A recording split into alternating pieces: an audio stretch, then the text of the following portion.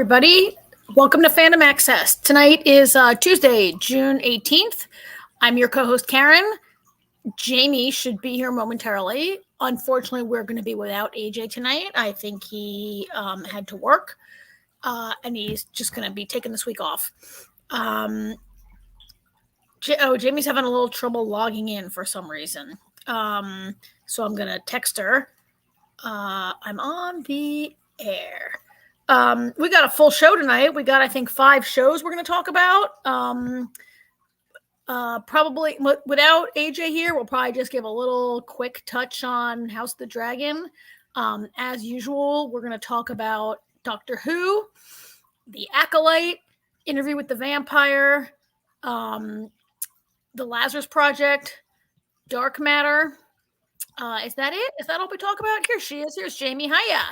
Hi. I don't know why it's showing the wrong date on the not switchboard, whatever you want to call it. It was showing the 14th instead of the 18th. I don't know why. Maybe 14th. It's on. Yeah, maybe it's on my end. I don't know. I'm on an iPad. It might just be something weird it's showing, but it took me a second to figure out that was the right one because I saw live. So yeah, that's weird. The 14th was last Thursday, right? Yeah. So I have no clue, but there we go. So, well, welcome. I was just telling our vast audience that AJ's got the night off tonight. I think he is working. Yeah, so it's just you and me. Yeah, and Ark's there. Yay. Hi, Ark. We missed you last week, Ark. Good to have you back on air or in the chat with us tonight. We've got we've got some viewers watching us from X. And we've got somebody joining us on YouTube tonight. So feel free to maybe that's Ark on YouTube. I don't know, but feel free to pop any questions into our chat here or any comments. And I guess Jamie, we got about 5 shows tonight, right? Yeah, that was going to be my question for you. I guess we're going to do the full show then, and just AJ can when he comes back. Yeah. So what thanks. There's only one show that's only me and AJ, and it's House of the Dragon. So we'll just table it and talk about 2 episodes next week. The season premiere was this week. It was pretty good, but it's pretty much a setup for the season, you know. Last season had 10 episodes. This year has only 8, and so I hope that they'll be able to cover it all. George R.R. Martin has said that he thinks they need 4 seasons, 10 episodes to cover the whole book. So is HBO giving them enough screen time to do it? I don't know, but we'll see. Yep, we'll find out. Yeah. All right. Well, I was going to say before we start, I know that I don't know if it was just announced or what, but we were texting about it earlier about renewal of Resident Alien. Oh yeah, that's some good news, so, right? Yay, yes, that's coming back. Probably will be a while, but at least it will be back. So that's something good. Yeah. But yeah, and then next week is the season finale of Doctor Who, and then we're gonna have to wait a while again. I mean, like at least a year, right? Yeah, at least. Unfortunately. And I guess we're gonna have to see, we can maybe jump. We usually talk about Doctor Who first anyway, and we could maybe do that. I mean, we've been looking at sharing with each other some stories about how the numbers really are good on BBC. Like they don't, we don't. Streamers don't release numbers, and you don't really know how many people are watching. But there's not, the BBC series is having pretty weak viewership compared to what was available in the past. But of course, Disney wasn't available in the past. So, yeah. Right? I mean, I can't see it suddenly ending, whether it's got lower viewers or not, because it's still, I think, like their highest rated show or whatever. So I think it's okay for a while. But yeah, hopefully it will pick up. And yeah, Dr. Ark said Doctor Who's been fun this season. It has been fun this season. I just wish there was more episodes.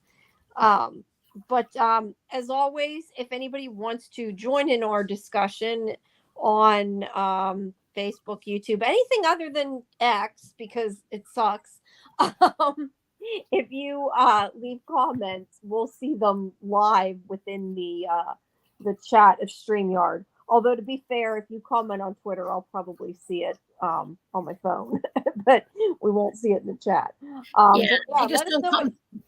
Yeah, They come straight through from YouTube over to us here, right? But they or don't Facebook or Facebook or yeah, anything or Twitch. yeah, wherever you're at. So if you have comments or you want to let us know what you think or what you want to hear about or whatever, let us know. All right. Well, let's I guess get into talking about Doctor Who then. So this one was Sure. the part 1 of the finale, The Legend of Ruby Sunday. Now, I really liked this episode, but the one thing, and I don't know if I want to say I was disappointed because it's my fault. It's not the show's fault. But through the whole episode, it was like clearly building up that it was going to be something that was on the show before. It sure seemed like it anyway. Um, I'm disappointed because it wasn't something I knew what the hell they were talking about. Is what I'm meaning. I'm disappointed at. Like I kind of wish it had been a villain that was from the new series because at least I wouldn't have been lost. But that being said, clearly the villain, for anybody who doesn't know, that it is from the classic series. Um, I just haven't seen that far to know that. But I mean, I knew it because I had heard about it, but I didn't watch it or anything. But I like that we finally get, to see Susan Twist. That is her name in the show, Susan Triad. And I also like the thing is, and if you watch, I've said this before, if you watch the Doctor Who Unleashed, it kind of tells some of the behind the scenes things. It seems like I got the impression from what he said that Russell T Davies kind of left it up to the internet to spread some of the rumors. Um, because it is kind of funny. I thought how like and now I don't know because I don't know what you, Karen, or other people listening to me talk right now. I don't know how much you guys like read online. I try to, for the most part, stay out of it, and like I don't like go looking up spoilers. But without even trying to, I've kind of seen when people are leaving messages places talking about how, oh, and we talked about this before, how maybe it's his granddaughter Susan, and although we said because that was the actress's name, that was probably just why people thought that. But then the whole thing with triad is TARDIS, an anagram of TARDIS. That was something that was like totally being floated way before the episode. So I thought it was kind of funny that those things were red herrings and they did show up in the episode, even though they weren't actually what it is. So that was kind of cool. But and I'm also glad that we found out that there was a twist and that it wasn't just, oh, he decided to put the same actress in like he lied about. But that was, we kind of expected he was lying when he said that. So Yeah. So I also, Jamie, like don't dwell into the fan theories and the boards and the comments and stuff like that. Certainly not the way I used to for certain shows. I just have been like sort of sometimes after an episode I'll read some things. But I'm not like into the theories and the boards as much as I was back in the days when we first met. And so I also hadn't been like digging into these theories about what was going to happen and who she was or whatever. And so I'm not sure how we want to structure this conversation. It was fun to be at Unit, right? yeah, And to see like the whole gang at Unit. And we had, so like pretty much everybody was there. So Kate was there, right? Mm-hmm. And Rose was there, right? So I guess apparently anybody who's ever been like a companion, even for like just like one trip, now can get a job. That's like the main prereq for getting a job at Unit, I guess. Yeah. Rose worked there. They did have a new science officer who, I've read that this young man who was kind of delightful is not, was more like a sub. Yeah, the actress who played the other character, I had read she wasn't able to, I guess, do the episode, because I did see people being like, why wasn't she in it and everything. I guess they had, swapped her out, but he did the voice of one of the babies earlier in the season Oh yeah. too. Yeah, so Morris, he was a nice a nice visitor. But he's not going to be a regular Probably not. at unit, which maybe Rose, maybe oh God, what's her name? Come on, the character who went undercover. I want to say Bonnie, but I think that's the actress's name. I think the actress's name is Bonnie, right? Yeah. And once I get an actress's name in my head, I can't really you know that I do that all the time. that I'll look it I up while can't I'm- like yeah, it'll come to me momentarily. But I thought it was fun, and it does seem like this is this the third it's at least the second, maybe no, I think it's the third episode that we've been at unit. Mel is the name of online third place. Mel. This is at least, I think, the third time we've seen unit since we've been back with Russell T Davies with the 15th Doctor. And so I guess maybe unit's going to be, there's rumors of a unit spin-off series. I don't know how real it is. I'd be happy with that, but yeah. By the way, I love this blazer that Mel is wearing in this picture with like sort of the slanty kind of buttons on the single-breasted blazer. That red jacket she's wearing in the picture, I love that. Actually, I love everybody's jacket. They have 3 really good jackets. Yeah, they do. So I don't know if this is like setting up unit to be a little more familiar to newer fans, so when they get their series, or if it's just like RTV making them a bigger part of the. Either way, yeah. I like Unit though. I like Kate. I wish they'd bring Osgood back though. Yeah. But yeah, I like it. I like what they did here too. I like how they had the time window tech, and how they basically made a 3D scan of a moment in time. I thought a lot of this episode was really good. I found the episode very tense, in the best way. Like, I felt like it moved really quick, but I was like, oh, what's next? What's that? I really liked it. Like I said, my only thing is I kind of wish that like the villain was somebody I knew what they were talking about, because you could tell that it was leading up to something big. But it makes me want to go back. Because the only thing I figured out is it did seem like an Egyptian god, Sutek. That was the only thing, is like it made me think of Lost or whatever, but other than that, I don't know. But I like how they did everything. I'm trying to look there and see if I have. So I don't have a photo. Disney makes limited number of photos available on their press site, and they don't. And I understand why they don't put in any photos that are like a giveaway, right? Yeah. Because they go out to press in advance, and they're not going to give us like a huge So right, and so Sutek, right? Am I saying that right? Yeah. God of Death. I don't have a picture of any of that went on with the time window or any of this stuff, right? Yeah. And I also didn't know. I mean, Sutek is not just classic Who, but I think Sutek appeared only in like the offshoot like audio serials and like books and stuff, right? I don't know. I just was like skimming what I saw on the internet about it, and like I said, I watched that special, except the special didn't really go into it. I think it was trying not to spoil it too, maybe because it was a finale. At any rate, he was like part of the fourth, maybe he was really in the original Fourth Doctor series, and then later was part of the expanded universe. And anyway, it's kind of like like only if you really know Doctor Who would you know who this villain is. Maybe that's why, like, that's why I said I'm like hesitant to say disappointed, because it's not my fault. I don't know, that part of the mythology. It's just through the whole episode, it was such a buildup. Like, this is somebody that I felt like this is something we've seen before. Like, I kept waiting for that moment, and then it's like, okay, it was somebody from Doctor Who, but not somebody I knew. So that's kind of why I'm saying I feel that way. Although I did like the idea of how they're showing, and we kind of, I guess, maybe should have picked up on it, how they've been like the god of mischief. Well, I mean, not that he was actually supposed to be Loki, but I mean, that was kind of what they were referencing when they said that. And then the god of music and everything. And it's like, well, now there's the god of death. And, so those may have been kind of clues that we were, I guess, getting him. I don't know.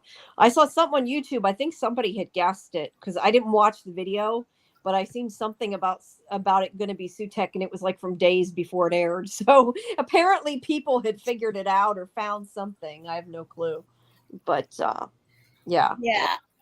I mean, I thought it was good. I agree with you that it moved pretty quickly and there was some good tension, but there really wasn't a whole lot like that made sense. Like this business with the time window was sort of like I almost wouldn't want to rewatch it and listen to it again because I feel like it's one of these Doctor Who things that it all like the doctor says this stuff and it comes out of his mouth and we're like, okay, but really, like, it doesn't necessarily make any sense, right? Like, see, I don't know. I thought it was cool what they did because they were able to sort of like bring it.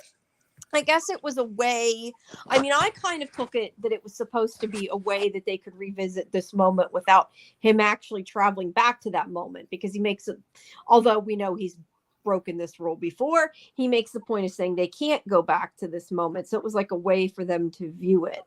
But it kept, what it kept making me think of too, though, is the Weeping Angels. Because I kept thinking, is this something like how they say the image of an angel is an angel? Because I just kept feeling like there is something that is going to come from that tape out. And obviously it did. And I thought it was pretty cool how it's wrapped around the TARDIS. And Ark, I guess Ark knows from the classic series, must know who Sutek is. Yeah, this is why we need to catch up on the classic series, and I wish I had time to go do that a little bit more. Yeah, I mean, I just, so the time window and the VHS and all that, it was kind of cool. Like, I liked them using the VHS, but like when I say it was a little weak, like the doctor gets some really bad dialogue. Like he says, people remember time. Memory is time. And there's this very thin kind of thing that, like, because she remembers that he can recreate it. And I kind of was like, oh my God, memory is like the most faulty thing to rely on. It's like barely admissible, and right? Like memories are so wrong all the time. And like what is he even talking about? People, time is memory is time, or whatever. I'm like, what? Yeah, that part, maybe not. I more meant like I like the idea of how they took the tape and recreated it in 3 dimensions and were able to like walk around and like look at the different angles and stuff. That's what I thought was cool. Not necessarily, I get what you're saying. You're right. A lot of that was didn't necessarily make sense. Yeah. Oh, and that reminds me, I'm just because you're showing her there for a second. Yeah, she is. I did like that one part where when her mother wants her to come with her, and she like is saying, well, what do you want me to do? And she's like, I want you to come with me. And she's basically like, and this is why you shouldn't be here, because you can't, that isn't what I need to do. So that was kind of cool. Now, what about Mrs. Flood? I saw you had a picture of her too. That's kind of the other thing I'm wanting to know what the hell's going on with. She seemed evil, right? I mean, that was kind of the impression I got. Not that we really learned anything. But yeah. Well, she seems like she knows about Sutek anyway. Or what's going on? What's going on? Something. Wait! What's going on? What? I had my computer was like making noise. Oh, okay. I'm like, what? I'm looking at the screen and I'm like trying to figure out what you're talking about. A video was playing on my computer. Oh, okay. Well, we can't see it. We just see the picture of them. Yeah, I don't know if she, how like that one woman, Harriet, who worked in Unit, was the Harbinger. She was like Harriet Binger, and her name was Harbinger, and she was kind of possessed by Sutek. Yeah, and that's like, possible, I guess. Is Mrs. Twist like Mrs. Flood? But yeah, Mrs. Flood like a plant, or is she possessed, or is she part of the But I don't really see what the point is, because she hasn't done anything except be mean to Ruby's grandmother. It's like Well, the I only assume right? I'm hoping and assuming something is going to happen in the next episode. But I mean, she said about the one who waits, so clearly she knew something that was going on.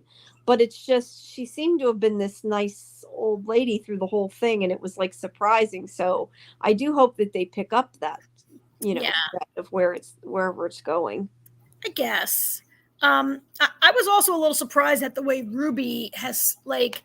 Okay, I know that the whole season has been about her trying to find her mother, and it even began with her like she was first introduced by she was on a talk show like looking for her mother, right? But Mm-hmm. she seemed very like really like hysterically Chill. losing it. Yeah, before she was chill. I mean, now she's kind of like losing it. Yeah, maybe the doctor got her expectations up and got her whipped up a little. I mean, now I have to say, I've been holding back saying this, but ultimately I'm very disappointed by Sutek being the villain because I'm on the side of fans who are not super comfortable with this season really going full fantasy, like away from sci-fi as much as Doctor Who. Like when you introduce gods and magic and superstition and all that, like you're wading into fantasy. I don't know why I feel that like I don't know that I necessarily feel like an Egyptian god is fantasy, though. I don't look at that really. quite. Well, I mean, I guess it kind of is, but it isn't like the same fantasy like you're talking about, like fairy circles and magic and stuff. I Really? mean, I mean, to many, many people, gods are the same as fairies, and right?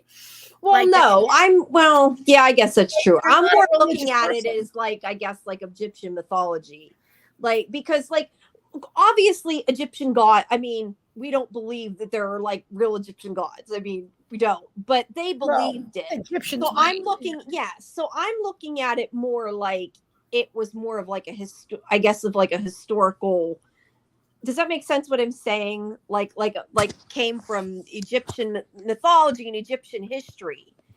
Are like a lot of the Egyptian gods because it's part of that history. So I'm not looking at it, I guess, quite the same. But I see now what after I said that what you mean. But I don't know.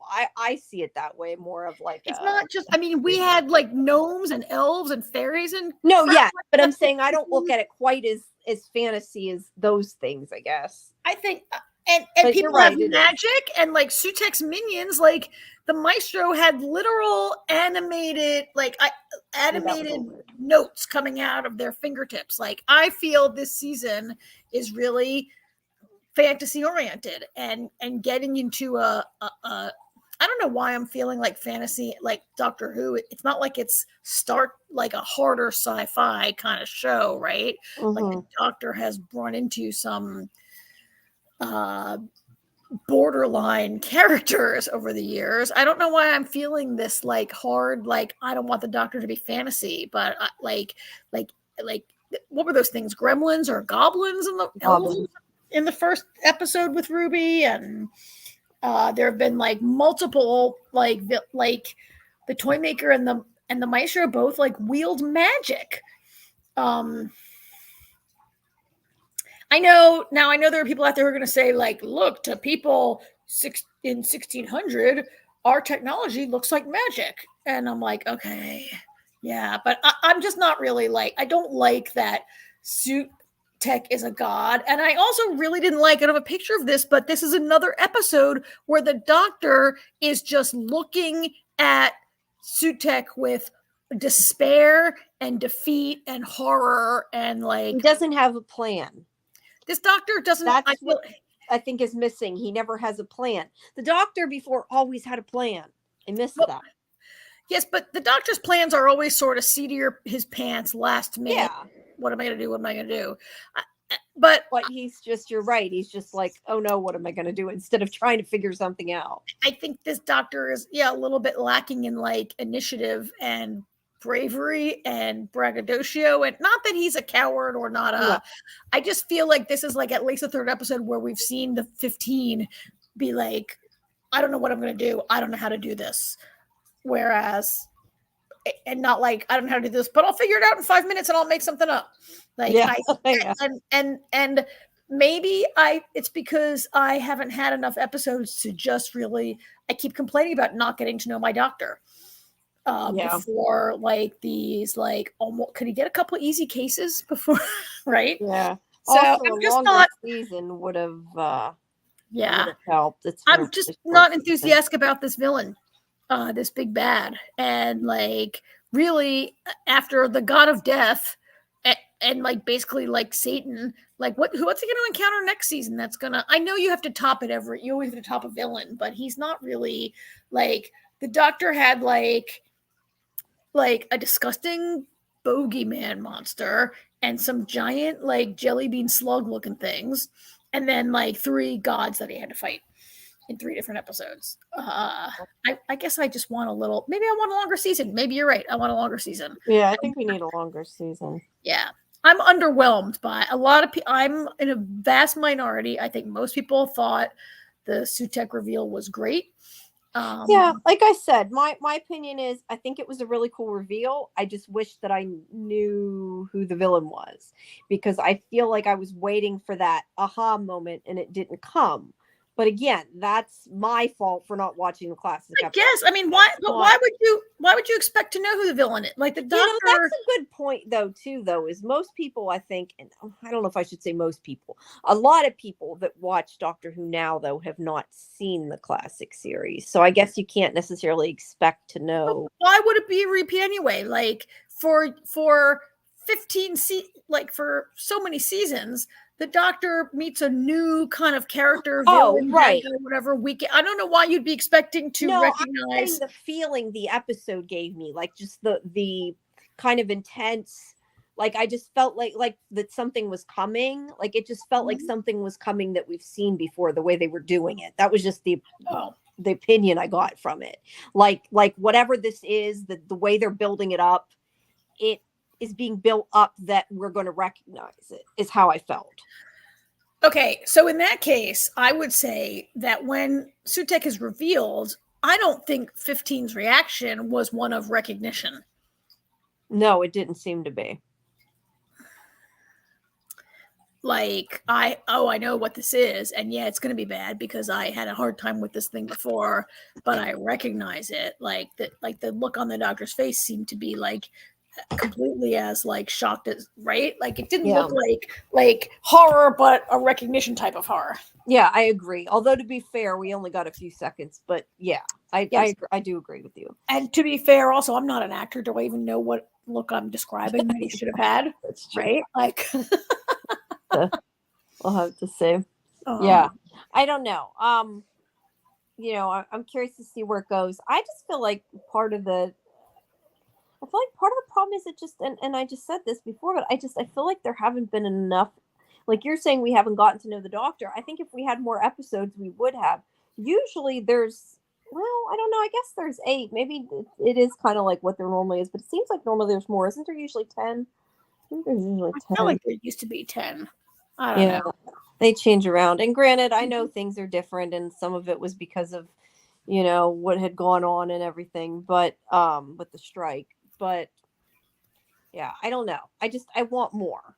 I feel like we just have not gotten enough to. I mean, the other thing is too is that each season has to stand on its own to some extent, and maybe it's because we haven't gotten as much of like a season long story either. I feel like a lot of times we get more sort of like a through line. Maybe that's what it is. I'm not sure. You don't think that Who is Ruby Sunday is a through line? Well, yeah, I guess. And maybe that's my other problem too, that there's been a lot of her and not as much as the doctor, and we've said that before. And I even said to you when I was like texting you, the thing that also concerns me is I feel like through a lot of this, that as much as we know that we need to know who she is and who her mother is and stuff, they to me still have not explained why it matters. Like, okay, she wants to know who her mother is, and I get that. But why is who her mother is important in the scheme of things? And the doctor, I mean, yeah, he was there, so I guess it was kind of his past now. I don't know. I just feel like there's something in there that was not doesn't have enough of a through line, I guess. I guess, yeah. Like they leapfrogged a little bit over like Ruby's importance, and it turns out that Okay, so the Sutek was like attached to the TARDIS for the last like 400 years or whatever, right? Well, I think 4,000 it years. was maybe I misunderstood it. I thought it was supposed to be just from them watching the video, as since they watched the video that like they brought it. Well, no, that's not entirely true. It's been waiting for how long?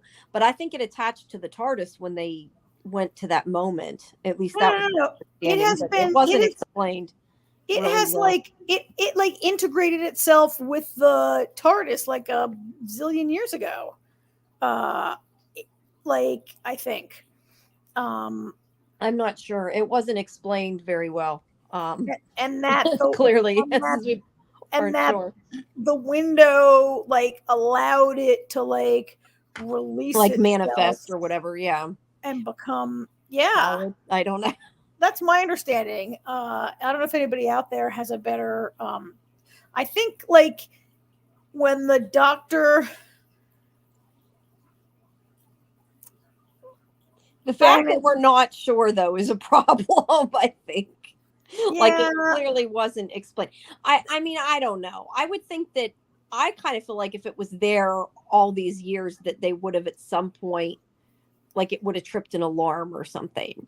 I think that that thing's been waiting, but I thought that them going to that moment is what pulled it to the TARDIS. Like, but no, I don't know. no, That was I how think I.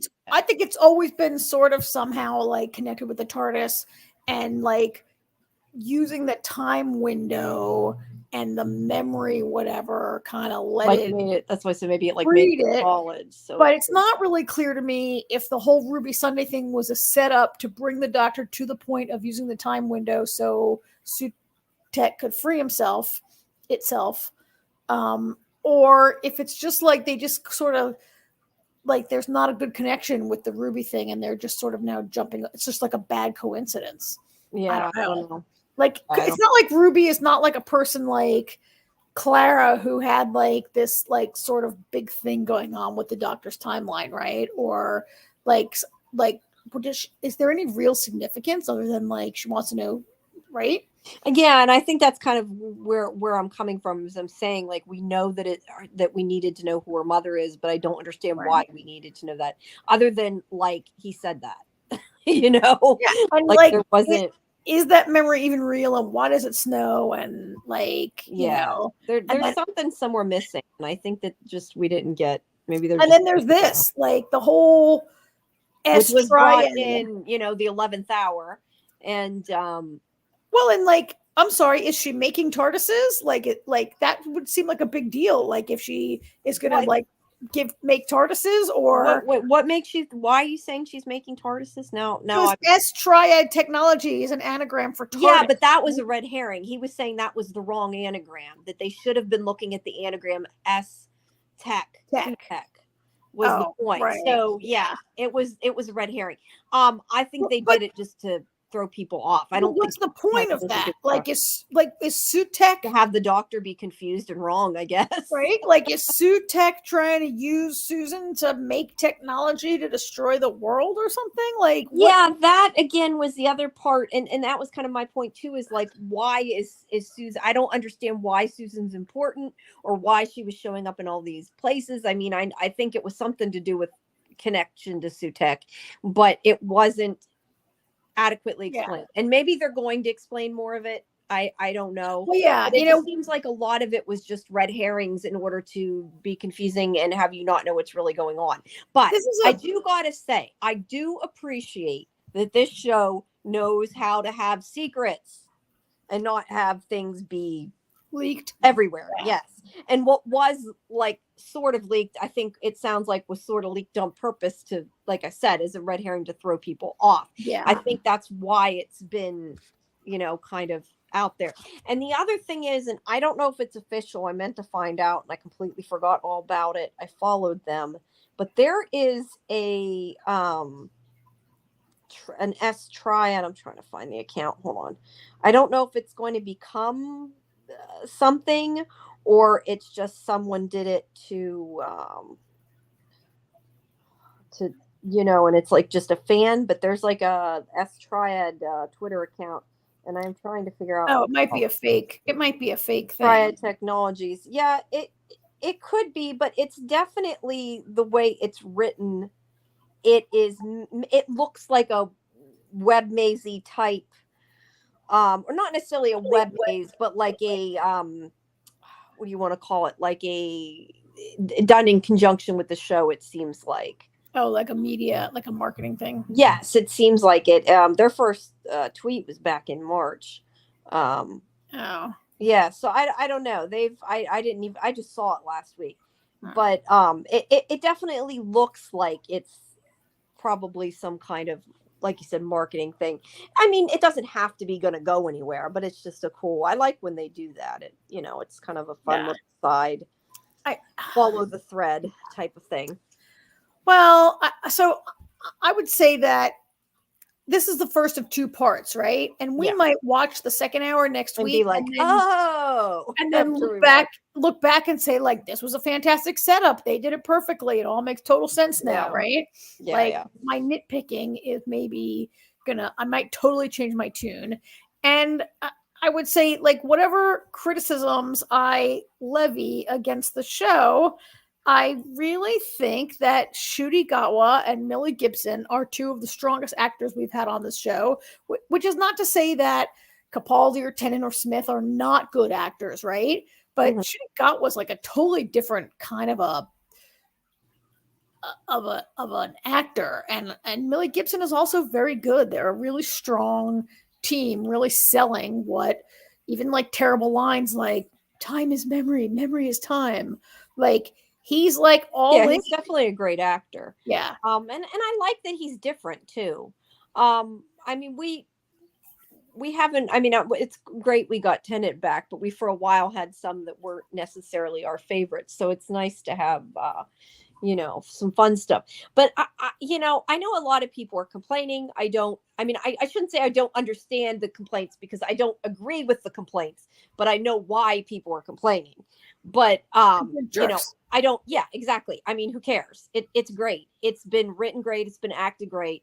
Well, most of it's been written great. I mean, we've had nitpicks, but for the most part, it's been pretty damn good, and I've really enjoyed it. And I'm happy with the Doctor. It may not be what we usually have, but that doesn't matter. I mean, we had a female Doctor. Who cares? I think we all 3 have complained about the season being too companion forward and light on the Doctor, but I think the biggest complaint I have. But Millie Gibson is really stepping up and carrying it. Yeah, and it's also been because he was filming. I mean, it's not like doesn't matter. Doesn't matter. If your actor's not ready, you delay. I'm sorry. I agree. No, I agree with that. But I'm just saying, like, it's not her fault. I'm not saying it's her fault. No, I'm not. But I mean, I think a lot of people. Right. But what I'm saying is, I think some people will be like, they don't like her because of that. Yeah. Well, and that isn't a reason to. I'm just saying. I'm saying she's being asked to carry a lot, and she's up to the task. Yes. So, boy, look at that picture. Doesn't the Doctor's costume look a lot like the 1970s costumes in Interview with the Vampire last week? Yeah, you're right. It does. You're right. It's like they're sharing a wardrobe. Yeah. Okay, well, again, so next week we got one more, and maybe it'll all like really start. Like if you binge it and watch these 2 in a row as one episode, might make a difference. You might have a different expectation of this also. Yeah. So I wish I had more time this week, because I kind of want to go back and rewatch from the Christmas special, or rewatch them all, but I know I won't have time. Just to see how it kind of flows when you watch it together, Yeah, you'll know. Well, but it's not meant. It wasn't. No, it's not. I'm just saying. I'm curious, because sometimes you take different things out of it when you do that. I mean, I don't mean that it's not. They shot it. They wrote it with the intention of like having a weekend, knowing they were going to have a week in between, right? Oh, doesn't mean you can't. It's not. I'm not trying to invalidate people who binge it, but it should work without binging. Yeah, it should work. It should work without you having to sit down and binge it. Yeah. Duly noted. I guess it should work both ways. All right. Yeah. All right. Yeah. Well, we've done 40 minutes on Doctor Who. All right. What else was on your plate this week? Well, do you want to do Interview with the Vampire next? Since we were talking about the Sure. costume, we'll move on to that. Yes. Oh, got an ad pop up here. You know, I was slightly confused a little bit by the end of this, but at the end of the episode. But I think part of that is like maybe if you read the book might have made more sense, I guess. Yeah, that's my main thing. I liked it again. I thought it was pretty good. It's been moving pretty good after since the last couple. Because the beginning of the season was a little slow, and then it sort of caught up. Yeah. So this happens. It's pretty similar to what happens in the book, except that Excuse me. Claudia's friend is a doll maker in the book, not a dressmaker, and I don't recall her being a Nazi collaborator or whatever is going on with that. And of course, she's a 5-year-old in the book, so there's not this like quasi love story thing. Yeah, I was kind of taken aback. Like, yeah, I was not surprised. Yeah, I thought it was just she wanted a friend, and then clearly this woman likes her. So, yes, on screen last week and in recent weeks, it did not read to me. No, it did not as a romance, right? No. Yeah, and the woman was talking about the boyfriend she had, and I mean that doesn't mean she can't be bisexual, clearly, but like I did not pick up on anything between her and Claudia at all. I did not expect that. Well, I mean, she was talking about. I think that she like dated a Nazi soldier during the war. Yeah, and that's why and she did what she had to do to survive the war. Like it all comes out this week in her memory. Like she's like, I did what I did to survive, right? That might have been the only reason she was with him too. We don't know. And like whatever, but it did not at all seem to me that they were like gonna like I thought Claudia wanted a friend and a companion. And like suddenly they're and I really and then like they have this like weird it really was like a threesome, right? Like they go to Armand. Yeah, it made it sort of sexual there. They go to Armand and they're like, Armand, will you change her? And he's like, no, I won't change her. Which we find out is because he hasn't changed anybody into a vampire. I mean, I'd have to go back and say I'm getting really sick of Louis, and I'm getting really sick of Louis and Armand, right? Yeah. But it was interesting. I kind of felt like, oh, Louis is being the Lestat in this situation. Like he's being the bossy, controlling, jerky guy. And like when Armand protests, Louis just is like uses sex to like distract him. Yeah. Right? And yeah, it's clearly been building up more and more each week to show that Armand, even though we thought, or at least I thought, I mean, you read the book, so you probably did, but thought that Armand was like this big leader, that he's definitely the submissive one between the two of them in the relationship, because he even says to him in that scene where that picture is, are you telling me or are you asking me? Yeah. You know, so he would. Oh, and that's the other thing too I was going to comment on. Like I said, that was kind of building, because then you get that scene where he's just like, I forget what he asked him, but he wanted to talk about something, and he's like, just get in the damn coffin and you can tell me why we're having sex. Like, that was a little blunt, and I guess more than I expected. Yeah. That was very, and that was like a very Lestat-ish thing to do, right? Yeah. I mean, that was very it's funny because I read an article, I want to say, was it Vulture or maybe it's Collider that I read, and they were saying, like, do you remember in season 1 before Louis became a vampire, when he was like living in the city and trying to make money, and he was like a big jerk and really mean to his whole family and mean to everybody. Remember, he owned that brothel in town, and he was a really cold and mean guy. I forgot about that. You're right. And they were saying like Louis going back to the way he was before he met Lestat, and like did Lestat actually make him nicer? But he's really you're right. He definitely in these last 2 episodes is the jerk, and he's also like, so in the scenes with the interview where like I get it. I don't have a good scene of the interview. I get it that Louis is mad because it came out that Armand like wiped his memory, and he's still mad that Armand like put those pictures in the photo album or whatever. But Louis, I get that he's mad, but he's also kind of like a petulant baby who's gonna punish Armand for this for like the rest of his life, right? Mm-hmm. Of course, then it comes out that he's like, "Oh, you asked me to do it. You asked me to wipe your memory because you were being such a jerk," which seems a little. I mean, we don't know that that's true. That's what he's saying. No, you can't believe anybody because Armand does have the power to wipe memories, wipe Daniel's, wipe Louis, and then he tells I know he's like saying you asked for it, and Daniel's like, I didn't. I liked how Daniel was like, totally like, well, yeah. I didn't tell you to do it. Yeah. Got stuck in the middle. He's like, oh, it was 6 days instead of 5 days. What difference did it make? Yeah, which I thought was funny. But you can't. You have to only go by what. Yeah. Like Louis has to just believe Armand. He doesn't really know. Like everybody is a liar. Daniel too, right? They're all liars and were on drugs at the time, and like everybody's unreliable. Like we can't trust anybody's point of view on this show. Can't. And speaking of, you reminded me when you said that, because you did show that picture when you were flipping through them of that guy. So that guy that's been feeding him this stuff, he's Talamasca. Merrick. Yeah, he's Talamasca. I don't know if I didn't get that before, or they just didn't outright say it till now, but I was like, oh, okay, that slightly makes more sense.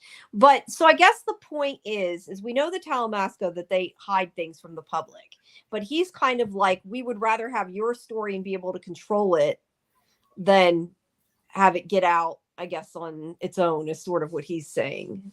Yeah. I mean, it's kind of and he's like, we'll help you get your book out. They're just going to bury it. Yeah, because like it'll just get buried, but they don't want it. They're like, eventually this is coming out. These vampires are like living out in the world now, like, you know. And I'm curious if this is connected to the upcoming series. That's why I was thinking about that. Well, I don't know because I don't know, but I know, I know how much this could or could not be related to what comes in the future, and whether or not his fears are correct or whatever. But it was kind of interesting that, Rashid gets up and goes to the bathroom, lets Merrick sit down, and then later Rashid also lies to Armand, right? Yeah, that was really surprising to me that he lied. Yes. I did not expect him to. So I'm curious what that means. See, I thought maybe some of it was, I kind of wondered, I don't know if I feel like I had mentioned this at one point, but I had kind of wondered if it was possible that like the stuff that was being leaked, that some of it was being leaked by Armand and it was sort of like a passive aggressive thing. And clearly that's not the case, but yeah, it makes me question now why Rashid's like not saying anything. I don't know. Yeah, I don't know. I don't know about that. Yeah, well, maybe we'll find out next week. Yeah. We'll have to wait and see. So I guess the point you were saying about putting the pictures in and we were saying about race and the memory and everything. That wasn't what Armand was saying he failed. The big failure is whatever it is that's happening at the end that's about to happen, that goes down. I did not expect him to betray Louis. I was really surprised by that, especially because Louis was like telling him, let what's the guy's name? I'm looking at his picture and Santiago, let him think that he's getting what he wants. And clearly Santiago's the one that's playing him, because he even like starts yelling about the script, and then he says in that guy's head, I really like your script. I'm just saying this. playing each other, but it's like Louis was trying to help him. But more than that, I'm kind of curious why, if Armand betrayed him, why he first came back and he's like, oh yeah, I left him for you. Like, why bother? Why not just betray him? Like, why make it like a, stake through the heart for a bad analogy? Like he had to, unless it was just to keep them there so they wouldn't leave. I don't know. Maybe we'll find out, I guess. Well, I mean, I feel like it was kind of showing. So Armand says multiple times in this episode during the, like, when he and Louis are like fighting during the interview, like he says, I had to I made a choice. I had a choice. I made a choice, and Louis forgave me. And Louis, Louis also echoes and says, well, he had a choice. So, I took it like, look, Louis in the show now and Claudia's not, right? Yeah. So and these guys, I mean, Santiago and the rest of the cup. So there's a million pictures in the, like most of the pictures on the AMC press site were of, how all the vampires are sitting around in the seats while this rehearsal is going on looking bored. Yeah. Is that what they were all on? There were no pictures of when they go to visit the lawyer, right? They go to visit Lestat's lawyer and they're like, when's the last time you heard from Lestat? And he's like, 1940, which. Yeah, I'm surprised though that Armand isn't picking up on any of this stuff going on, unless he is, and we're just not knowing that, I guess. Right, because he can read minds and control minds, but he doesn't. So why doesn't he hear any of this? Yeah, that hear or control any of his coven, and he didn't make any of them. He didn't sire any of them, right? Now, let me ask you something, because Lestat is the one that made Claudia, right? Yes, Lestat made Claudia as a sister, as a daughter, because Louis was being all like, depressed and whatever, and he made Claudia as a gift for Lestat, for Louis. Okay, so my question is, and I don't know if they're just lying, if it'll explain it, but, and granted, I gotta say, I watched this as a screener rather than off of AMC, because I was not going to take time to watch commercials. It was driving me nuts. But because I watched it off the screener, even though it wasn't really a screener, I didn't have captions. So I was trying to listen to, at the very end, when they kidnap them. They're saying that, or it sounds like they're saying that, like, they're going to be punished for their crimes and like for killing Louis and this. But the one thing is, one of the things it sounds like that they're saying is that to making a child immortal or something like that. Yes. But Louis didn't make her. So why is that part of their punishment? I don't understand why they're blaming him. I also don't understand why they're even trying to blame him for Lestat's murder if they know Lestat isn't dead. So, well, but it's an attempted murder, right? Like, attempted murder is a crime also. True. Even in vampire worlds. I think perhaps, Jamie, they feel like Claudia is an abomination who should not exist. Right, but it's not Louis' fault, it's Lestat's fault. So why are they Louis is best friends with an abomination. I guess he let her live too. Like, maybe he was supposed to not let her. And he did conspire with her to kill. They went in on, it was her plan to kill Lestat, but Louis was part of it. True. They both tried to kill Lestat. So I think that, they're listing all the rules. I mean, basically, it's funny because they've broken a lot of the rules. So they don't mind making Claudia part of their theater troupe and like do all the scut work. It benefits them, yeah. I don't know that they really care so much. I think they're all just really mad that Armand is off with Louis and doing what he wants. Well, they're mad that Armand is not making Louis join the coven. Like, it's a rule that all vampires have to be in a coven, right?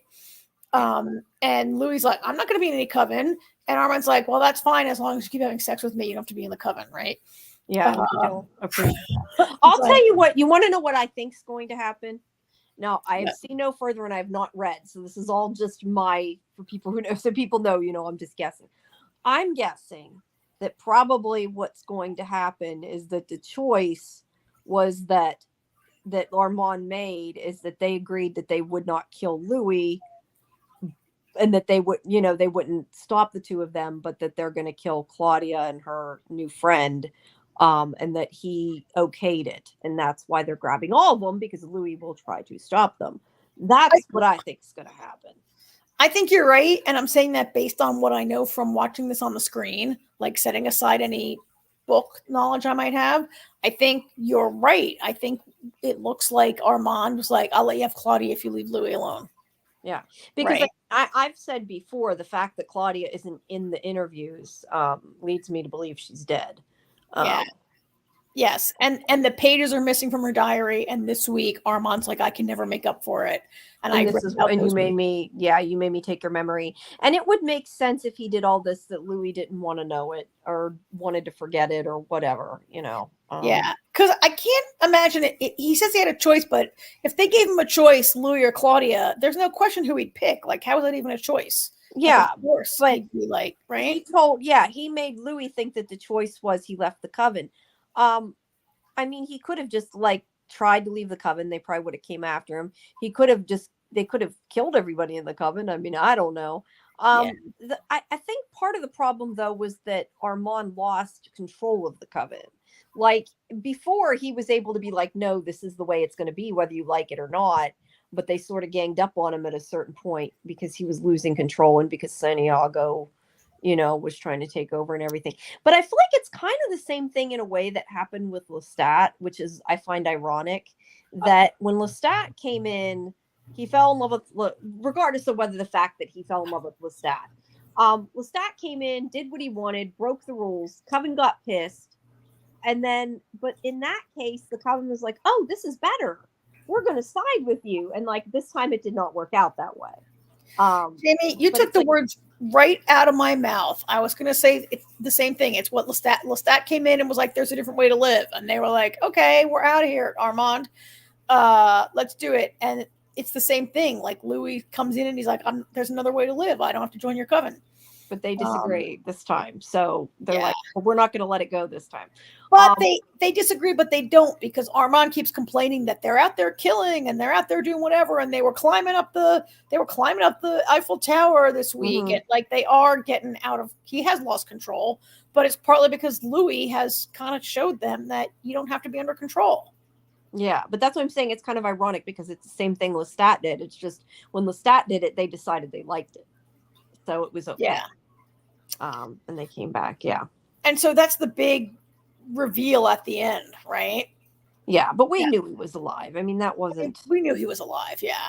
But I didn't know he was going to come back right now. I didn't think he'd be back this season. I didn't think so either. I mean, not for real. He's been back in visions, right? Like, yeah. Sam, Well, yeah. What's his name? Sam Reed has been back. But that Lestat would be back like this. Yeah.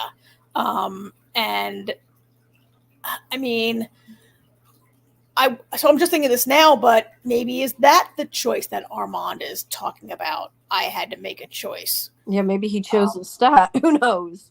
Yeah. And how did Lestat get there, and who brought him there, and this is all I don't know if that had to do with them going to the solicitor guy or had nothing to do. I'm not sure where that came from. What I want to know, and I not want to know, but just am kind of wanting to see, I guess. I think will be interesting. Lestat's reaction, and does Lestat still love Louis? Is he going to abandon him? Is he going to screw him over? Because it's also kind of surprising to me too. I get the feeling, the way they do this scene, that you see the picture, that I'm assuming that Lestat is okaying them being ready to murder Claudia, if that's what's going to happen. Which surprises me, because I would think that he would be pissed at that. Yeah, this actually is a reflection in a mirror. I guess I can't remember. Vampires have reflections. I didn't know they did. I guess in this universe, vampires have reflections. I can't really remember how that goes. Yeah. But this, not that it's really relevant. It was just the way they did the reveal anyway. Yeah, it's kind of cool the way they did it. Yeah. Yeah. I mean, her vampires are very different than other kinds of vampires, right? Like her vampires actually have sex with each other and things like that. And they're not just like sexy, they're highly sexed. But yeah, anyway. These aren't sparkling vampires. Next week should be a good one, bringing a lot of this to a big climax next week. Yeah, there's only, what episode is this? This was 7. This was 7 this week. So there's 2 left, I believe. Yeah, right. I think I feel like there's 9. I think maybe. I don't know. Yeah. Alrighty. Well, I think we've. Okay. Yeah. Yeah. All right. Okay. So, you want to do dark matter now? Yeah. Let's talk about dark matter. And I'm just gonna mute myself out for a second and let you jump in first. Okay. Okay. Well, I have to. I don't want to go ahead. It might be better if you. Okay. And all of them come in. It does. I did see that on the recap, but I just want to make sure I don't overshare. So where it ends. This is an episode where the police are on to Jason too for his friend's disappearance. Why do I want to call that guy Randy? That's not his name. Ryan. And so it ends, he has to chop open the box to go in to retrieve an alternate Ryan. And he does it at just the wrong time where Jason finally makes it through, and it ends that he gets out of the box.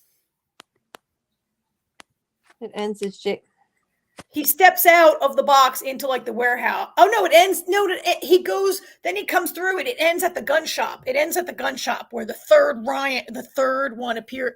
Jason number 3 appears at the gun shop. Oh, okay. I thought this didn't show. Okay. I think that was interesting where they did that. So you go first. I was going to say, I remember that when they did the gun shop, that was the part where it was like, wait, what? I remember that. And I'm like, but that was the other Jason. And then you realize after you could start, if you actually paid attention, which I did not notice until this point, because I started paying attention, that you can tell the one Jason with, which I think is Jason 1 because of the cut on his nose.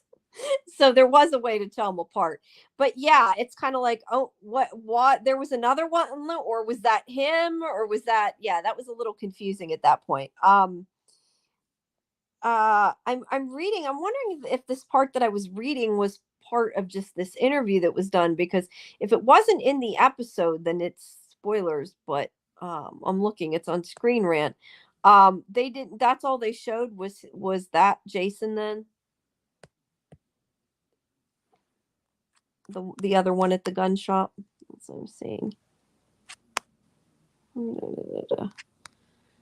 What? I don't know. There's another Jason, like they look all the same, but the clerk says, "Oh, did you hurt your finger? You didn't have a brace on your finger a minute ago." And I'm like, wait a minute, neither of them has a brace on their finger. This is like a third Jason. Yeah. Well, no, it's just, I'm reading this. It must be part, just the interview said this. It was talking about some other things that I don't think are in this episode. That's why I was being careful. But we've seen Jason, what we're assuming is, I guess we're calling Jason 3. I guess we'll call him. But yeah, that was the point that was like really confusing. I mean, I think it was meant to be. You were supposed to be like, wait, that didn't make sense. But so it's kind of really opening the story up now. It's hitting that home stretch. This talks about other Jasons, and that doesn't. Yeah, I mean, it looks like a different recap, I think. So I'm looking at the right thing. I mean, I do want to talk about that a lot, but maybe we should, like, this whole other thing happens where these Jason number 1 and Amanda, she's like, we need a break. I don't know why this picture is in here. Did they go to a rushing water world? Isn't this from like episode 1? Yeah. But they go to this, like, Amanda chooses this really nice world where she wants them to take a break and relax because they're getting too stressed. They'll never get out. and she takes him to this really nice dinner, and she buys him a nice suit, and they're having a really like nice time, and then she like lays it on him that she's out. Like this is the world where she has chosen to retire, basically, right? Yeah. I mean, she knows that there can't be a happy ending for the two of them. She's been going and going, and I kind of wondered if at a certain point that was going to happen, because it doesn't necessarily make sense for her to keep going and hope she ends up in a not crazy place, you know, and who knows what's going to happen. So Yeah. I don't blame her. And she chose this world where her other self, I mean, has been missing for 2 years. Now that seems like a bit of a red flag. Like, because do I think Elise Braga is out of the show now? No. Well, I don't think. But, I mean, there's multiple versions of everybody. I don't think that would necessarily. But she chose a world where she's not interfering with her other self. She's not going to try to steal. She's going to steal her life, but only because she's already presumed dead, right? Like she's she's missing take her money in her life, and I can get her ID. I can get a passport. Doesn't she say her mother's alive in this one? I think she says. I think so. Yeah, her brother. Yeah, and she can like slip into this person's life without causing like a lot of damage. She's not going to be like jealous and try to steal her life or anything, right? So, I mean, she made a good choice, and I mean, I think you're right. She knows, like, she has no future with Jason. How hard would it be to be traveling with the double of this man you were in love with? It right? Like, it's gotta, yeah. I mean, Jason's he's upset because he has become friends with her and grown to depend on her, but it needs to happen. Like it's too tempting, right? Yeah. Like he basically admitted he wanted to sleep with her. So this is a different scene from this scene, but that was kind of a big deal. I mean, we did see where he leaves 2 ampules with her, so she's definitely coming back, right? Like she can travel. I guess it was important sign for his character who he is. Like he doesn't keep all the ampules for himself to even though he could, yeah. Even though he could keep them to use to try to find Daniela, he gives them to her in case she has to travel again. So I do feel like we're going to see. I mean, you're right. We're going to see multiple versions of everyone, but I feel like we're going to see this one, our Amanda. She's not from the Prime universe, but right. Yeah. What I want to know, and this is I guess not really a question for AJ, a question for AJ's kid. What I want to know is like where exactly the book ends, and is there more book? Because I think there's only one book, isn't there? Because I'm curious if there's like more to this story than what we're getting, because I now granted it's hard to tell because it seems like these stories are all supposed to be a one and done. So regardless of what they say or what it was advertised as doesn't necessarily mean that's what it will be or what the point was. But I was under the impression it was like just one story and like there wasn't any more. And I'm curious if this is something that could go on because it's such a good, such a good story. I would like to see beyond. Well, AJ said this is. I do remember AJ saying this is already more than the book. That already said the book doesn't tell that much about what Jason 2 is doing in Boston trying to steal Daniela, right? It focuses mostly on our Jason 1 trying to get back as the main thrust of the book, right? Yeah. And less so about this Jason being unhappy with the life that he stole. So I don't know. I don't know if this was supposed to be like one season, one book done. I don't know. And you can't ever trust a TV network that says it's one, because if they are making some money, they'll go for 2, right? Yeah. You can't really know if it's gonna. Whoops. Yeah. If it's gonna do that. We had the flashback to how Jason and Daniela met. It was short, right? He's talking about how he met her and what it was like and whatever. This could be a little foreshadowing to a way that she will be able to determine which is which, right? Like mm-hmm. bad Jason won't have any of those memories. Like, all she has to say is like, where'd we meet, right? And like, one guy can say all this and the other guy can't. I mean, this flashback occurs when it's not really a flashback. It's Jason telling Amanda how he met Daniela, right? I mean, it was another, sign to Amanda that they can never be together. But, so there was that. Meanwhile, there was that creepy. So we talked about Jason. The police are closing in on Jason. And so he has to. Meanwhile, our Jason sneaks into the house. That was so creepy. He sneaks into the house. He's looking at Daniela sleeping, maybe Daniela and Jason sleeping. And then he goes downstairs and the son wakes up and finds him sitting on the floor, right? And has a conversation with him, not knowing, of course. And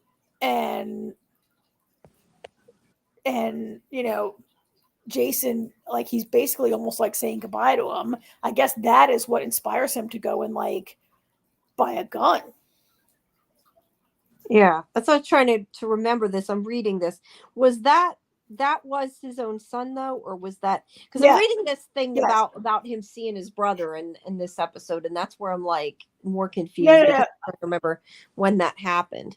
He went to another. Was that in this episode? They go to another universe. Yes, this is when. I guess that's a small part of this. I can't remember if it was last week or this week, but he goes to a universe where Max is the one who didn't survive, or which one's alive? Charlie is the one who didn't survive, and Max is alive, right? And Max is like, I have her heart. Max is alive, and his twin was a girl, and he has her heart. Right? It's a totally messed, like the world is so close, but a little messed up. And he's like, I'm a big disappointment to you. And Jason's like, no, you can never be a disappointment to me. I love you. Like he gets a chance to see him. Yeah. Yeah. He gets a chance to like see him and talk to him. And he gets a chance to like maybe make things better between this kid and the other Jason who he doesn't even, right? Mm-hmm. Yeah. Yeah. That's what was going on in this. That's what I was trying to remember. It's been, I need to rewatch the finale before we. I just watched it, but it's so mind bendy that sometimes, it's harder when it's been a while. Yeah. So much happens because then in the meantime, this guy goes through. Right, he goes through. He has to. Bad Jason. Where's bad Jason? The police are closing in on him. Now this one really caught me for a loop because. He's like, oh, I gotta chop open the box and go back in, right? And I was like, oh, he's gonna go back and get Ryan from where he left him. No, he goes back and gets a totally different Ryan who's like a down on his luck Ryan, right? Yeah. And he gets him drunk and like drags him in. Yeah, you would think that it would have been easier to go the other way, but I guess this way he's kind of trying to control. I guess he can't trust that Ryan wouldn't be like mad at him.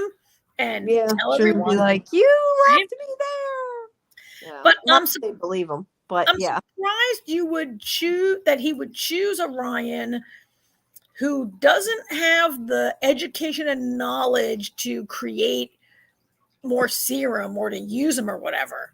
Like but maybe he figures that way he's not a problem though either. I guess he's so easily talked Leighton into like helping him. Like, like of all the Ryan, like I guess I can't wait for next week to find out why of all the Ryans he could pick out of any universe, he chose the Ryan whose life went in a totally different direction. Yeah. I question though, could he go though and just pick out a specific Ryan though? Because I mean, I feel like there's so much involved in deciding what world you travel to. Would that necessarily tell him what that Ryan's going to be like? Or was it kind of like he guessed by picking a certain world and then just said, okay, you'll work? I don't know. I think he wanted a drunk one though, didn't he? I mean, he wanted He wanted a drunk one, yeah. So he could be like, this guy's he's been on a bender, he's an alcoholic, he needs rehab, and then this guy would show up and like be drunk, right? Yeah. And he would say crazy shit, and people would be like, "Oh, you're an alcoholic. You have problems. You need to be right." And the guy would, maybe he wanted a guy who'd immediately just be sent to rehab for 30 days, and he's got 30 days to think. Maybe he's just trying to buy time, and 30 days from now, maybe he'll.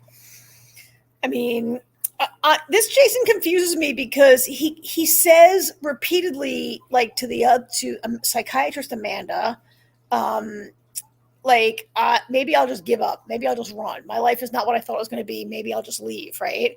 And then other times he seems really committed to like, then he closes up the box. He's like, oh, I'm committed to like staying here in this world, right?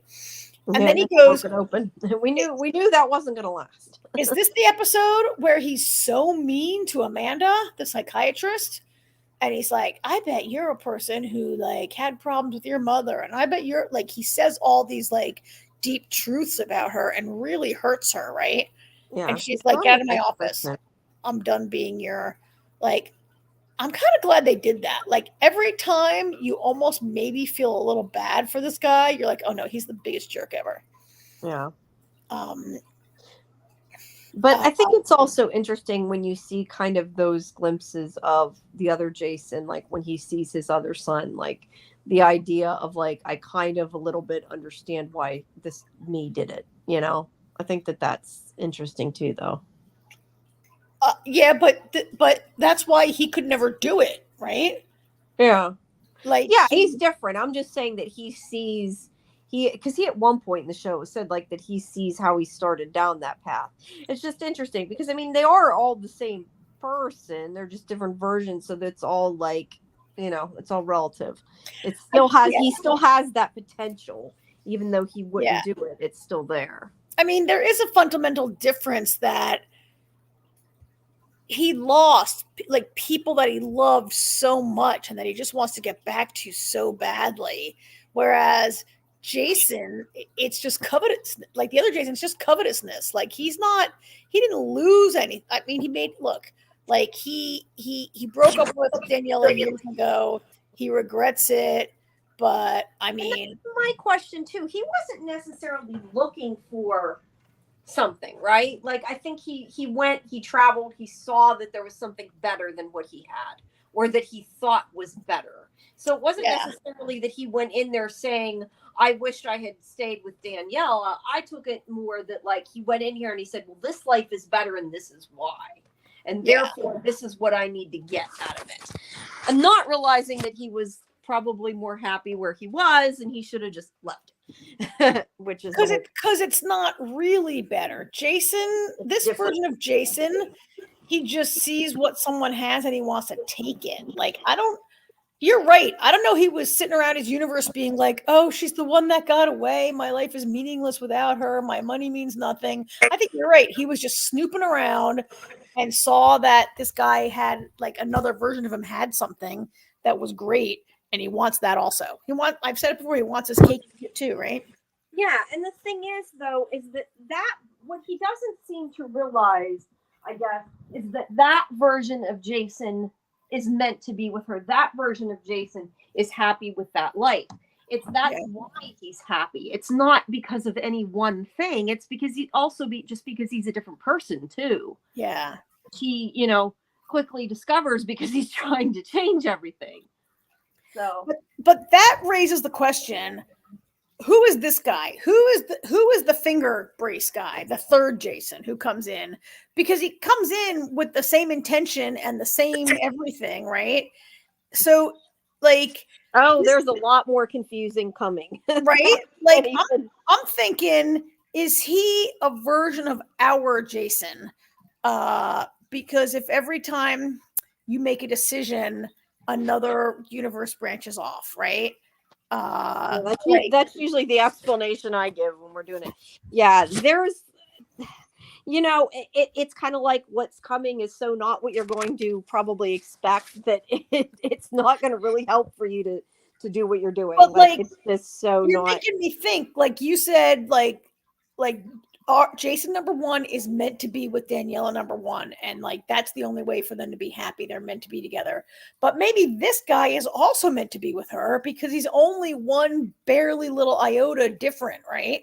Like, yeah, I don't know. It depends. I guess it depends whether you with multiverse theory you go by there's all these different versions, or like you just said, or there's all these different versions because of the different choices made these different versions. It kind of depends on what. It's like Loki and the TVA. It's like Loki and the TVA pruning timelines that weren't meant to happen, and is like finger Jason like a timeline that wasn't meant to happen and should have been like needs to be pruned, kind of, right? Even though that doesn't happen, you don't prune. You know what I mean? That No, yeah. this, but yeah, I don't. Like, I'm trying to figure out. I don't want to spoil anything and say. Well, don't. I know, and I'm thinking. I guess what you're saying could maybe be relevant, but I don't know that it's going to matter one way or another. Yeah, I can't really say much without saying something. I mean, the fact it's not just like another Jason showed up and he's like, whoa, but he came in like with the same plan, the same intention, wanting to buy a gun, right?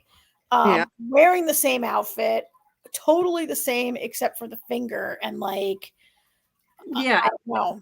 Could be slightly different, could be a lot different. Yeah, we'll find out. But, or has Jason been going around trying to steal Daniela in multiple universes, and this is just the first time it succeeded, right? Like, there's a lot going on. This show is very confusing. That's why I said I want to rewatch the finale, because I'm already like listening to you thinking, wait a second, I thought this. And then I'm like, well, maybe I misunderstood that. I'm like, no, I just forgot about that. So yeah, there's a lot going on. Yeah. And you know, he kidnapped, I mean, like maybe more than one got through, right? Like I guess if Jason, here's the thing, Jason could, like I said, Jason could have gone to multiple universes and set things in motion, right? Mm-hmm. By talking to multiple Danielas or whatever. He might have, I mean, I don't know. I'm inclined to agree with you that I don't think he went around looking for Danielas to steal. I think he just happened to come to this one place and was like, wow, he's got something good. Let me try to steal that, right? Yeah, but that's what I'm saying. Like, I think that he thought that was the one thing that made him happy, that made that Jason happy. But that Jason isn't him. Like I hadn't really thought this through when I watched it before. I'm just like, as we're talking about it, that's what I was thinking. Like, that's a different version of him. That version of him was happy with that, but that doesn't necessarily mean that this Jason can be happy with that. That Jason didn't have the lust for money and recognition, and right, like he just like whatever choice he made down the line. No, and he's explained like when Daniela became pregnant was like the turning point of his life.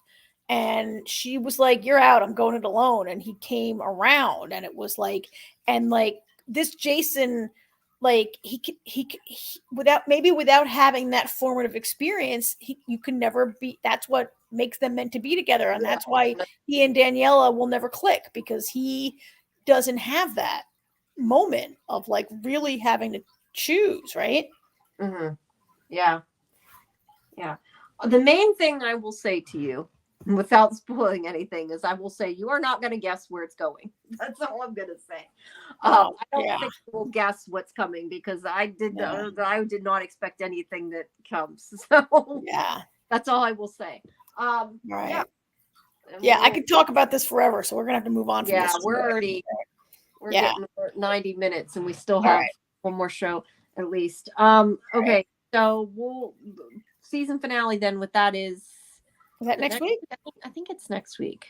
I'm trying to think if there's 8 or 9 of this. There's definitely one. I mean, next week is called, the title of the episode is Jupiter. I don't know. See, Apple has different amounts of episodes. They're not always the same. Let me see. I think somewhere here I had looked up what the schedule was. There we go. There's 9 episodes. So all right. Yeah. And so next week, Jupiter is episode 8. So there's 2 left. Well, for us to talk about. Jupiter's on tomorrow, but yeah. Next week for us to talk about. Okay. Go back with that. All right. So you watched The Acolyte? Yes, I did.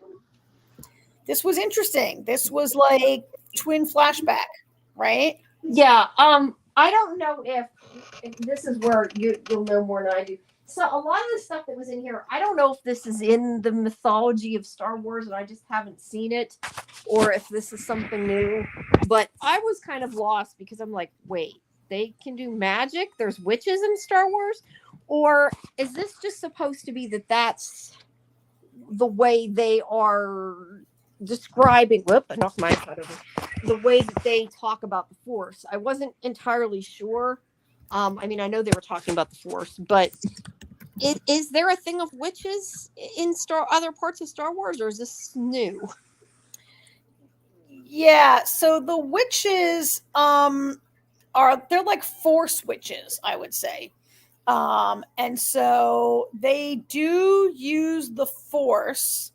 And they just have I guess a different culture and a different, like, so they don't call it the Force, but they use the Force.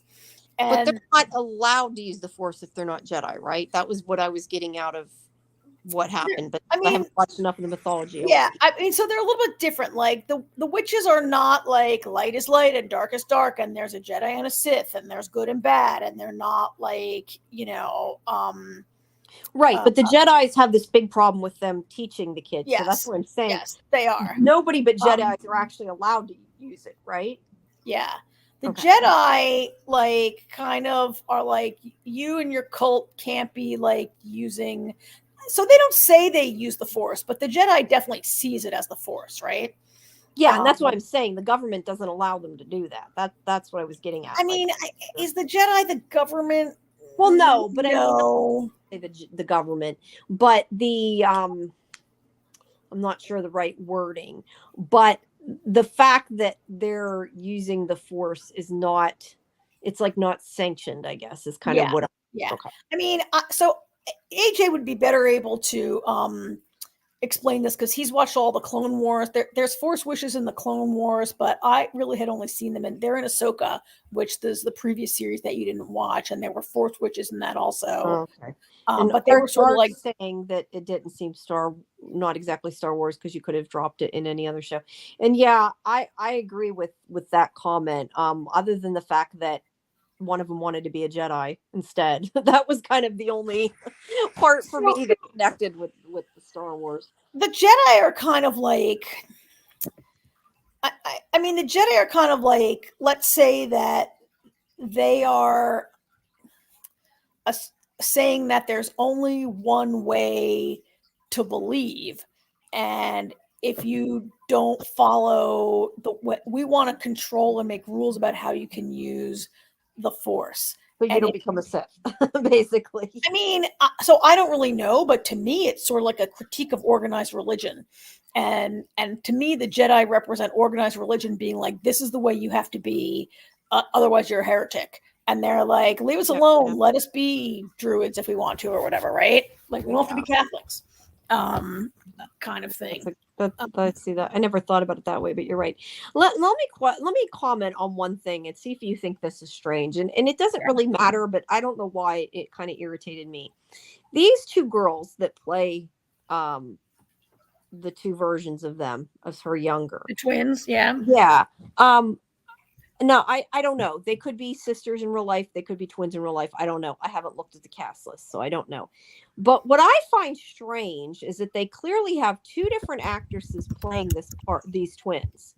But yet the main woman in the older version of her is the same actress playing both parts. Did that seem strange to you? Because that was why I know when we saw flashbacks, I was kind of didn't realize, and I thought it was weird, like they kept showing them looking different. I finally figured out that was why, like it's not the same actress. I thought when they showed them before at first that it was like different ages in the other episodes, not in this episode.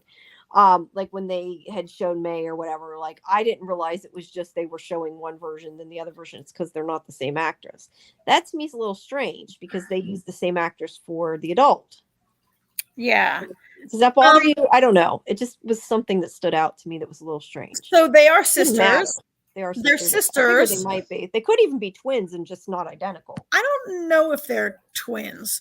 They're definitely sisters. They're named Lauren Brady and Leah Brady. And I mean, identical twins, often you can tell them apart a little bit, right? Like, yeah, but they don't look identical. Some are more identical than others, but I mean, they don't look identical. They look pretty alike. Anyway, you know what? You can't cast little kids to work as hard as an adult. That's true. That's true. That's true. You're right. 100% right. They can't do as many hours. A matter of how many hours a kid. You know how much a kid would have to work to green screen this up against each other? No, yeah, you're right. Yeah. I think of that. And they're allowed to work like 8 hours a day and stuff, right? And only like 3 hours in a row or something. So, yeah, it just, for whatever reason, I just kept it was just something that like stuck out like a sore thumb to me. It did not to me, because they're wearing identical hairstyles and costumes. I often had to look very close to, and the whole show was so damn dark. Like, you look at a scene like this, I'm like, wait, which one is that? Right? Yeah, I thought it made it easier to tell which was which, but I didn't know that you were necessarily supposed to be. Well, you know what I mean? Or this, like, what the hell? No, which one is which, right? Yeah. Like, so I mean. So, I mean, I kind of liked getting the backstory of how, who they are. They're being raised by their mother is a witch, and they're two mothers, and they're being raised by this group of women are raising them. And they're not supposed to be able to have kids. We don't know how she created them, just that she did, and she wasn't supposed to in whatever way she did. Well, are they not able to, or she was not able to? But and by the way, that's Jodie Turner Smith, who plays their mother, Mother Anastasia. She's familiar, but I didn't know from where. Well, she's been in a lot of stuff, and she was married to Joshua Jackson until not too long ago. Okay. You probably recognize her from she's been in a whole bunch of stuff. She was and she's been in more and more stuff lately. I mean, she started out as a model. I was gonna say she's really pretty. She was in the Neon. The other one isn't. She is pretty. I mean, a lot of people. Queen and Slim, I think, was her big thing, but she was in the Neon Demon. She was in The Last Ship, and she was on. You might know her. She was on Night Flyers. You might have seen her in Night Flyers. Oh, okay, yeah. Or it could have been from The Last Ship too, but yeah, it was probably. Yeah. She was in. She had a small role in True Blood. I'm reading. Like, she's done a bunch of more and more there stuff. She is right there. You know who I think she reminds me of? Who? She looks so, because I was thinking that she looks a lot like Jillian, Jill. Doesn't she kind of? Oh, Jill Roby? Yeah. She does kind of. We have to tell her we think that. I don't, because I think that's who I was mostly thinking of, is thinking like Jill. Yeah. Well, that's a good compliment for her. Yeah. But yeah. Anyway, I knew I knew somewhere. I just didn't know from where. They're being raised by this big bunch of witches, and it's kind of like time to take their vows, like I felt it was like nuns taking their final vows. Kind of, like, yeah. They're supposed to, like, clearly that she's not actually giving them the Force, which is what I thought at first. But considering, what's her name? Oshi. Considering she has her power, Jedi powers or whatever, she isn't literally giving them the powers. Well, I mean, so some people are force, in Star Wars, they call it force sensitive, right? And some people are force sensitive, and some people are just really not. Most of us are not force sensitive. And, here's a good picture that I wanted to have of them. And, you can either use the Force or you can't, and they're not like getting their powers, but they're being trained, right? And I guess they're taking their final, like you said, vows, kind of. Vows, yeah, or they're agreeing that they're choosing this life as how they're going to live. And they're like all ready to, like, you can see that one is like, May is all like, woohoo, I can't wait. Look at all my witch friends. I can't wait. And Osha's like, oh, I don't really know if I want to do this, right? She doesn't just want to be a twin sister. She wants her own life. Yes. And she's pretty clear about that, right? And then, like, a bunch of Jedi show up and they give her an out. Like like, did she want to be a Jedi or did she just want to get the hell out of there? Not the hell out, but you're right. She says like, I don't want to share my life with her. Yeah, and it's not that she wants to leave her family. She just wants her own identity, I think, more than anything. But I think she did want to be a Jedi because she had that book of drawings of things that I think were supposed to be Jedi related, weren't they? I don't know enough about Star Wars, but I thought they were supposed to be. Yeah, I mean, maybe she was having some kind of like, I didn't really catch on to that so much. But like, I didn't really know what it was because I don't know. I just didn't know what it was. I like how he tricked her with the test, though. He's like, correct. And she's like, that's not right. Oh, yeah. So, well, easy to outsmart however old she is. I mean, it began to get a little weird when May is like, okay, you have to lie. Like, you can't go. Like, May is like, she's very... Her, yeah. She's bossy. Yeah, and possessive in a weird way. Like, it wasn't like, I love you. I couldn't stand to be separated from my twin. Please, like, take this vow with me. It was more like, no, have to do what I want. You're doing... I mean, she definitely was... I mean, there was this other thing going on where, like the mothers don't agree, right? Yeah, and, I kind of question, though, that part of her being so adamant and quote unquote nasty to her sister is also, though, too, because I think that up until the end, we're also supposed to not know if she purposely killed everybody, because at least that was kind of how I felt, because obviously she did not... Well, I'm taking it that she started the fire, but she did not mean to hurt anybody. She may have said she was going to kill her sister, but I don't think she really wanted to kill her. I think she just wanted to burn the book, and she's a kid, and she did something stupid. That's what I think. Now, it's left open that you could interpret it different, but that's kind of how I interpreted it. I took it the other way. Like, she was becoming more and more angry and jerky, like, about her sister, like, wanting to, go. And she busts in the room. She's like, you can't leave. Oh, what are you gonna do about it? I'll kill you. That's what I'll do. And she grabs this... It's always so funny to me on Star Wars that, like, they can fly around and they can barely light anything except for, like, this weak ass little candle thing. And she purposely locks her sister in a room and sets the place on fire. I guess I kind of take it that, like, because she's a kid, like, she didn't think through what she was doing. Like, she set the fire, and I think that she thought that she could scare her and force her to do it, and it obviously did not work out the way she thought. And I could be wrong too, because she did know she set the fire. I mean, it's not like she just burned it. I mean, she set the fire, but I don't know. They're young. It's hard to tell. She's not a 4-year-old. She's at least like 9, right? Yeah, but I mean, did she think, if I do this, it's going to not only kill my sister, it's going to kill my whole family and everybody I've ever met? No. That's what I'm saying. Like, I don't think she thought it through, because she looks scared at the end where she's like, like, Osha, like, she's like, you're not here. Like, I don't think she really thought it would kill her. I think she thought she'd scare her. I think that it was stupid, but yeah, I don't know. She meant to kill her. I think she meant to kill her. Now, does a child that, like, I don't think she's young enough that she didn't... I think she meant to kill her, but you could make an argument that a child of that age doesn't really understand what it means to kill a person, right? True. Like, that's why I'm saying, like, I feel like maybe she more meant to scare the shit out of her, not that she necessarily thought through it really would kill her. Like, in that moment, she might have wanted to kill her, but I just don't think she really thought it through.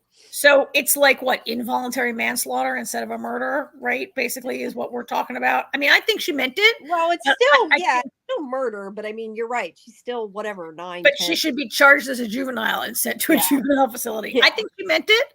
And then it comes down to this moment where, she ends up... I also think that she might be old enough to understand that when you set a fire and it becomes like, these are the things that could happen. Like, how old do you have to be to know, like, don't set a fire in the house outside your sister's bedroom, right? Like, how hard is it to, like... She's like 9 or 10, right? They're not babies. No, it's true. Like, she's old. But wasn't she... I'm trying to remember, though, in this scene, she was trying to get back with her sister, though, wasn't she?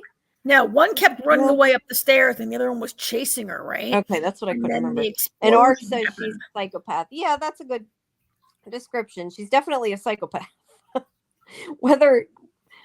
whether she wanted them all dead or not, I we don't know. agree. I Definitely a agree. I think she wanted to kill her sister. And look, now she's going around hunting down people who she holds responsible who are not responsible. Oh, now she definitely is murdering people. I just don't think she, at the very least, I don't think she meant to kill her mothers and everybody else there. Yeah, and okay. I don't feel sorry for her. No, I Like, don't either. I don't either. I mean, But yeah, she set that fire on purpose. She killed everyone, and now she can't take responsibility for it, and she's blaming it on the Jedi showing up. She's blaming it on the Jedi and her sister. Like, she's taking zero responsibility for having done this, that's right? why I kind of want to see what happened between now and I just want to show this point and the rest of it. And who knew that Wookiee had like blue in their skin? Do you see like the scalp? There's like blue. I know, and he like shaved his cool. scalp and has like a man ponytail or a Wookiee ponytail up there. Yeah, that's pretty cool. Yeah, but no, I mean, I think she is a really, I mean, I kind of inclined to agree that she's a psychopath. She takes no responsibility. Yeah, she's definitely a psychopath. You know, her like, she killed everyone she knew. She's, I mean, I guess it's psychologically hard for you to accept that you killed your entire family and everyone you ever met. But if that's the case, you don't go and like track down other people to kill. And she's like, if she's not a psychopath. This is, knowing this is begging the question of like why that Jedi is meditating for 10 years and commits suicide so easily, because they really don't bear responsibility for that. Yeah, that I was going to say that one that was meditating, that was that younger Padawan, right? Was okay. I had a picture. It's where is he? He's in. Yeah, that's why I feel like we're missing something. Like, why does he blame himself? Because they left and didn't go back for the girl? Is that supposed to be the reason why they're blaming themselves? It's not clear yet. Because if they'd never gone, I mean, that's kind of their jam, as they go around and they find like maybe if they had tried to force them to let them take them. He's that guy in the corner in the way back in this picture, right? Yeah. Because there's Carrie Ann Moss, which at least she was in it again for a bit. Yep, and Soul and the young and that meditation guy and the Wookiee are the four that she's trying to kill. Yeah. And so, yeah, I don't know why that guy. Also, he's the youngest. Like, he's the Padawan. He really had little. Like, he didn't decide to go there and let's get this kid, right? Yeah, that's why. Like, I feel like we're missing something, but I guess we'll find out. I guess we'll find out. But so I'm liking the current theory of Ark that she's just a psychopath. Yep, that's the answer to everything. Yeah, yeah. All right, we got one more thing to talk about. The Lazarus Project. Have not seen yet. I did not have, no, I had too many screeners to watch. I just have not had time. I will catch up. I swear. I promise. I do want to see it. I just haven't had time. I thought it was really good this week, and I guess I don't want to spoil it for you, but you know, I will. I mean, I guess I'll say what I said to AJ when I texted him. Like, George continues to be just the worst, and George did a thing this week that is maybe the stupidest thing I've ever seen any person on any science fiction show do ever. And I don't want to spoil things, but Jamie, if you went into a science-y place that you didn't understand, would you just start flipping switches? Not unless you're the doctor, because you have to touch the button, right? Yes. If you're not the doctor, do you go into the TARDIS and start flipping switches, right? Yeah. He's the worst. He's the worst. He's the worst. And I am really liking. You saw season 1, right? No, I saw part of season 1. I'm really like Sarah. That's not a good picture of her, is it? She's got an odd look on her face, right? Like, this is boring. That's kind of the look she's got. That's better. You know, she was George's girlfriend, and I mean, you saw the beginning. Oh, okay, yeah, yeah, because that was the whole thing. And she's like getting her back as the driving force of his entire life. He's the Jason of this show. Which apparently he gets her back, I'm guessing, although they still could be rewinding time for all I know. So, well, they're always rewind, like every episode time gets rewound, but okay. I thought she was kind of supporting character. I wasn't super in favor of what they've done with her in the beginning of the season, and in this episode, I was like, oh my god, George is even more the worst. Like just every time I think George can't be more selfish and horrible. And meanwhile, we have scientists who are like doing really bad shit, like making time machines for the Chinese and sending little kids back in time and shit to like, this is the time machine. Like that must be a not. That's a behind the scenes shot. Yeah, I was gonna say camera. Yeah. Cool. So TNT does not make very many photos. They're making like no photos available. I had to go to like on the TNT press site. There's nothing from season 2, and I have to go to like Sky TV where it already ran in England. Are you on Warner? Because some of them that might be since they changed it. Okay, I just want to make sure. Yeah, I'm on Warner. So but because it's already over in England, you can kind of get stuff from That makes sense. But this is behind the scenes shot that I was like, but like even like bad science guys are like not as bad as freaking George. He is the worst. Yeah, I know. I keep seeing your texts. George is so annoying. George is so annoying. Like Rebrov, who was like a terrorist trying to blow up a nuclear bomb last year, is better than George. Okay. And the boss, who was keeping all sorts of shady secrets that we don't know what they are, is not as bad because George is stupid and selfish, right? And that is the worst kind of person on a show. Sure, that's the point, though. But yeah, in my life, stupid and selfish people can't help it, but we don't have access to like black holes, right? Yeah, true. Yeah. So I thought it was good. I don't know if anybody who's listening to us tonight is watching it. I wish I could recap it a little harder because I thought it was really good this week. I mean, you can recap it if you want. I can go out. I just figured you don't want to talk to yourself. No, I don't want to talk to myself. Okay. If there was one person here, I would. But AJ will be back, and we'll just whip it into like the 2 episodes together next week. Yeah, sounds like a plan. The only thing I was going to say is I was trying to see the dates of things. I have my list of my dates. A couple things that I have seen for various interviews. The one show I wanted to talk about, and I can't review it yet so I can't really say too much. I will just say that because the reviews are embargoed, although I'm not sure why, but I will just say I really liked it. And since it's based on a book, I can talk a little bit about it because clearly, the book is the book. It's called, I had not even heard of it until I found the press for it, found out about the interviews and stuff, but it's called My Lady Jane, and it's based on a book by, I'm going to say the wrong person's name. Let me hold on 1 second. Let me look up the author's name before I say that and screw it up. It's under writers, cast and crew, writing credits. There we go. By Cynthia Hand, and she actually has quite a few different books like this. But basically, it's the story of Jane Grey, Lady Jane Grey. But like it's twisted history. It's like what happened if she wasn't beheaded, and is sort of where it spins off from. But it's so funny, and it's sort of got like I don't know, almost like a Monty Python vibe a little bit, maybe. It's a romance and it's a comedy and it's got some sort of sci-fi-ish elements in it. Well, maybe you'd more say fantasy because it's got some sort of magic-y things. It's like sort of fantasy / sci-fi. But it's really good. I really liked it. I said to them, I probably shouldn't admit it, but I sort of watched all 8 episodes at once. Since I can't really, review it yet, I'll just say I like it, and I think that's allowed. But that's coming out, I believe, the 27th. I want to say. Looking for the picture. Because the poster thing should have a date on it, and of course it's so tiny I can't see it on my phone. Yeah, the 27th. Okay, that's coming out. But anyway, my point is, I found out because I downloaded the book.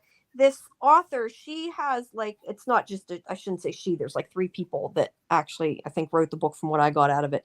But there's one that's on Jane Eyre, and there's one that's on Mary Shelley, and Ada Lovelace, that's about that. Then they're all these different women in history, or Jane Eyre isn't necessarily, I wouldn't consider that, but you know what I mean. they're like sort of twisted and changed, and feminine heroes, and it's just really good. I really liked it. I'm kind of excited to talk about it. I know it's not what we necessarily usually talk about, but I really enjoyed it. And that's the 27th. And then, of course, the other thing coming soon is Arc. The Arc. Well, and Orphan Black. Orphan Black starts Orphan next Black Sunday. is first. Yeah, Orphan Black is starting next week. Which it is. You said it's Monday, so we'll talk about the. It's Sunday. It's this Sunday. Okay, Sunday. So we'll talk about the premiere then on Tuesday when we come back. Yeah. Like I've said before about Orphan Black, the new Orphan Black, I really liked it. It is a little slow starting out. I don't know if I feel like part of it may be because we're coming in as viewers. Like I don't know, like I see it as a fan of Orphan Black, so new viewers may feel differently about it. I don't know. I felt like it started a little slow to kind of get into the meat of the story, but it is connected to the other story. I'll just say that. I don't want to spoil anything, but I would say future. I would say to anybody who's listening that you do not have to have seen the original Orphan Black to watch this show. No. And don't let that stop anyone from watching this, because it's connected, but loosely, I understand, and you don't really need to.